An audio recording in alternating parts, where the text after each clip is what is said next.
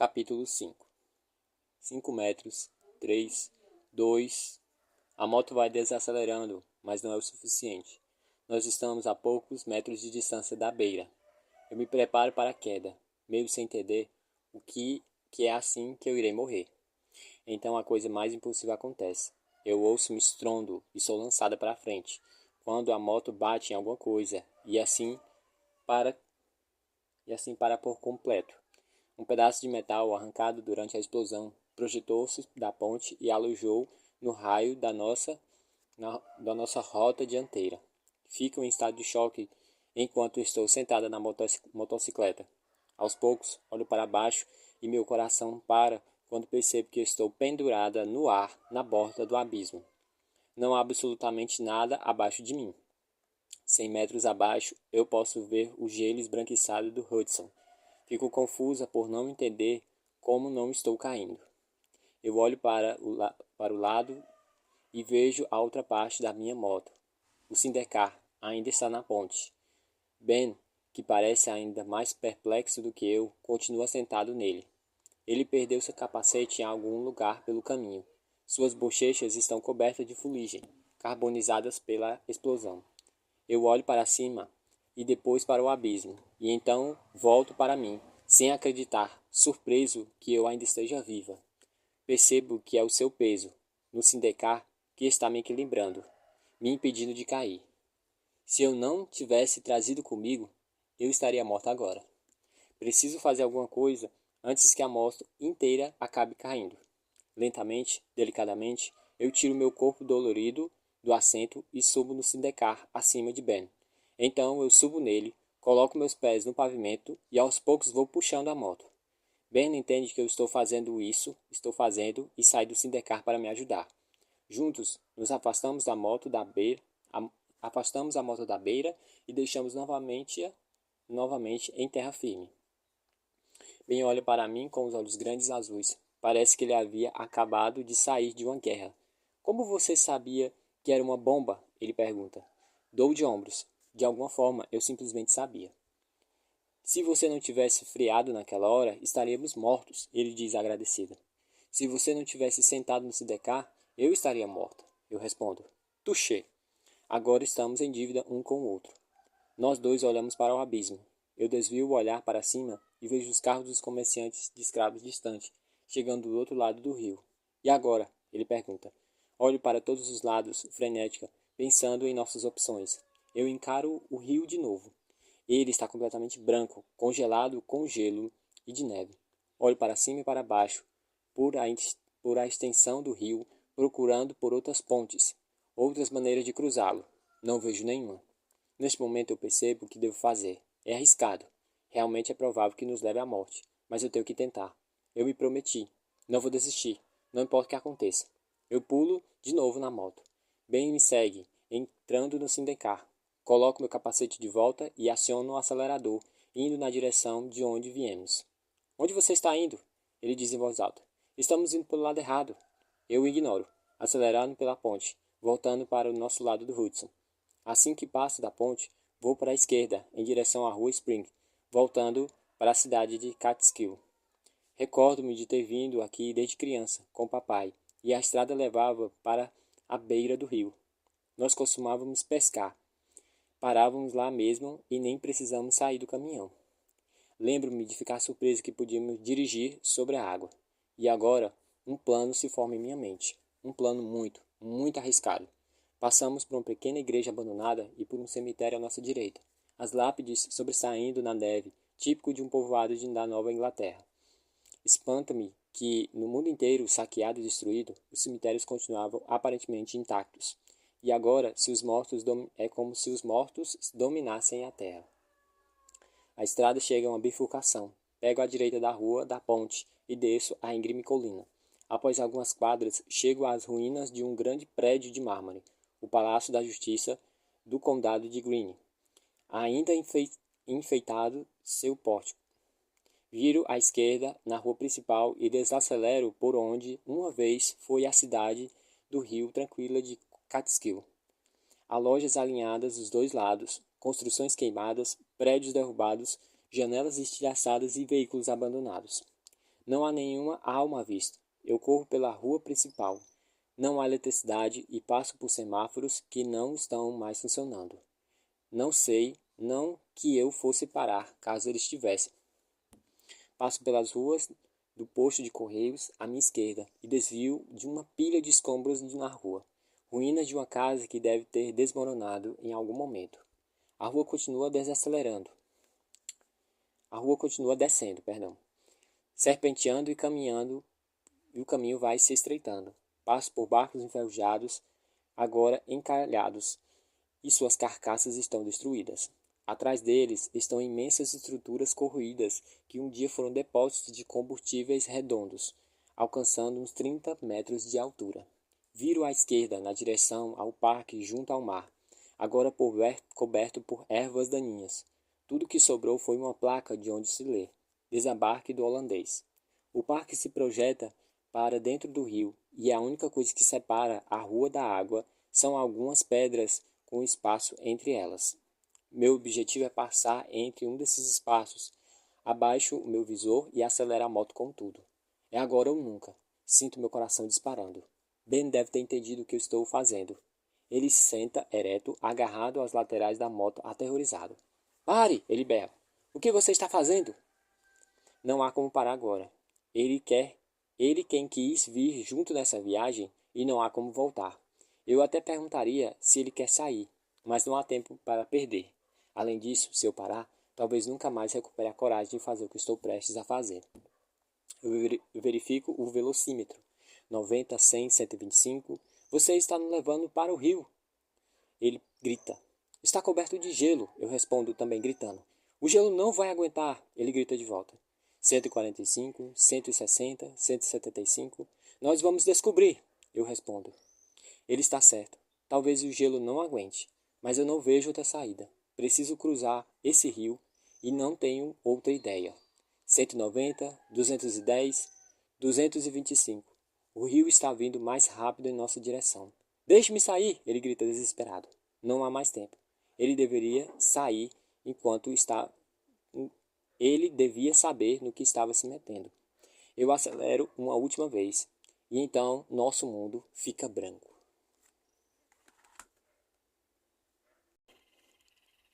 Capítulo 6. Conduzo a moto pelo estreito espaço entre as pedras e depois disso só sei que saímos voando. Por um segundo estamos no ar, me perguntando se o gelo irá nos sustentar quando colidirmos, ou se irá rachar e cairemos diretamente na água gelada, indo para uma morte certa e brutal. Um segundo depois, meu corpo inteiro se sacode como se tivesse batido em um concreto. Gelo. Nós colidimos a 225 km por hora, mais rápido do que eu esperava, e ao aterrissar, perdo o controle.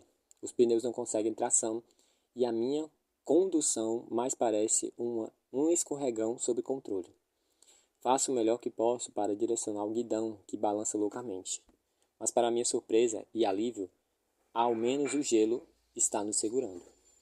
Continuamos voando pela sólida camada branca de gelo que é o rio Hudson, virando para a esquerda e para a direita, mas pelo menos indo na direção correta. Ao mesmo tempo, peço a Deus para que o gelo não nos aguente. De repente, ouço o ouvido som, um horrível som de gelo se quebrando às minhas costas, ainda mais alto do que o barulho da moto. Olho para cima do meu ombro e vejo uma enorme rachadura se formando, seguindo o rastro da minha moto. O rio se abre atrás de nós. O que nos salva é que estamos indo tão rápido que a quebra não irá nos alcançar. Está sempre 30 centímetros atrás. Se o nosso motor e pneus aguentarem mais alguns segundos, talvez, apenas talvez, nós conseguiremos deixá-lo completamente para trás. Depressa! Ben grita, os olhos arregalados de medo, olhando enquanto olha para trás do seu ombro. Vou o mais rápido que consigo, chegando a 240 km. Estamos a 30 metros de distância da margem oposta, chegando mais perto. Vamos, vamos, eu penso. Só mais alguns metros. De repente, há uma tremenda colisão e o meu corpo é empurrado para frente e para trás. Ben geme de dor. Meu mundo treme e gira, e é quando percebo que chegamos ao outro lado. Atravessamos a 240 km por hora, nos chocamos com toda a força contra um barranco, chicoteando bruscamente nossas cabeças para trás. Mas, após alguns solavancos, nós conseguimos sair da margem. Chegamos à terra. Atrás de nós, o rio agora está completamente dividido em dois pedaços. A água invadindo o gelo. Não acho que conseguiríamos fazer isso de novo. Não há tempo para pensar nisso. Trato de recuperar o controle da moto novamente e diminuir a sua velocidade, já que estamos indo rápido demais para o meu gosto. Porém, a moto está lutando contra mim. Seus pneus estão tentando conseguir tração e de repente passamos por cima de algo incrivelmente duro e desnivelado, o que faz minha mandíbula bater em meus dentes. Olho para baixo. Trilhos de trem. Eu havia me esquecido. Há ainda trilhos antigos aqui, ao longo do rio, da época em que os trens ainda funcionavam. Batemos com força neles quando atravessamos o rio, e enquanto passamos por cima, a moto balança tão violentamente que eu quase solto o guidão. Incrivelmente, os pneus ainda estão aguentando, e nós cruzamos os trilhos e chegamos a uma estrada que corre paralelo ao rio. Eu finalmente consigo desacelerar a moto para 110 km. Passamos por uma carcaça enferrujada de um velho e enorme trem tombado de lado e queimado, e eu viro bruscamente à esquerda, em uma estrada com uma antiga placa escrita Greendale. É uma estrada rural estreita, com uma íngreme subida ao longo do rio. Longe do rio, perdão. Perdemos a velocidade enquanto subimos um aclive. Eu rezo para que a moto consiga andar pela neve sem escorregar para baixo. Acelero mais ainda quando a velocidade cai. Estamos a 30 km por hora. Quando finalmente terminamos de subir a colina. Nivelemos em terreno plano e vou ganhando mais velocidade de novo, voando por essa estreita estrada, que nos leva alternativamente através de bosques, depois fazendas, bosques novamente e então por um quartel de bombeiros antigo e abandonado. E continua, subindo e descendo, serpenteando, levando a casas de campo abandonadas, passando por rebanhos de cervos e bandos de gansos, até uma pequena ponte do condado que atravessa o riacho. Finalmente ela emerge em outro caminho, a rua da igreja, bem nomeada, que já passamos pelos destroços de uma enorme igreja metodista à nossa esquerda e o seu cemitério anexo, claro, ainda intacto.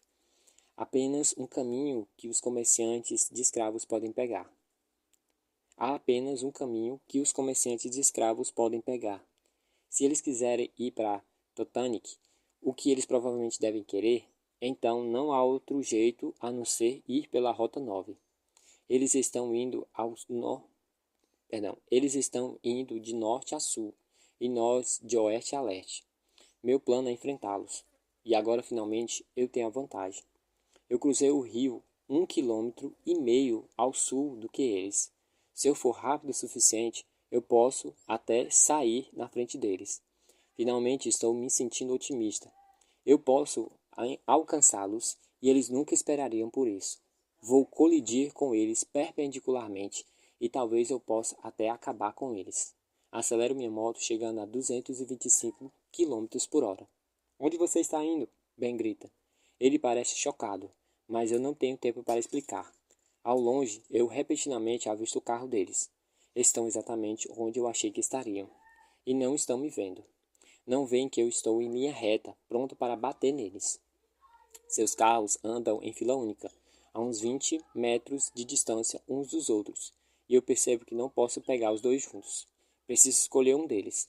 Decido mirar no que está à frente. Se eu conseguir tirá-lo da estrada, posso ver o que o de trás tenta brecar. Se eu conseguir... Se eu conseguir tirá-lo da estrada, pode ser que o que de trás tente brecar, derrape e também se choque. É um plano arriscado. O impacto certamente poderia nos matar, mas eu não vejo outra alternativa. Eu não posso pedir a eles para pararem. Eu só rezo para que, se eu conseguir, Bruce sobreviva. Eu aumento a minha velocidade, me aproximando deles. Estou a 90 metros de distância. 50, 30. Finalmente, Ben percebe o que estou prestes a fazer. O que você está fazendo? Ele grita, e eu posso ouvir o medo em sua voz. Você vai bater neles? Ele finalmente entende. É exatamente isso que eu pretendo fazer. Eu acelero uma última vez, chegando a 240 quilômetros. Mal consigo respirar quando vamos correndo a toda velocidade na estrada. Segundos depois, vamos voando pela Rota 9 e batemos diretamente no primeiro veículo. Uma colisão perfeita. O impacto é tremendo. Eu sinto o impacto de metal contra metal. Sinto meu corpo sendo empurrado violentamente. E então sou lançado da moto. Paro para o ar. Vejo o mundo de estrelas voando. Percebo que isso é o que se sente ao morrer.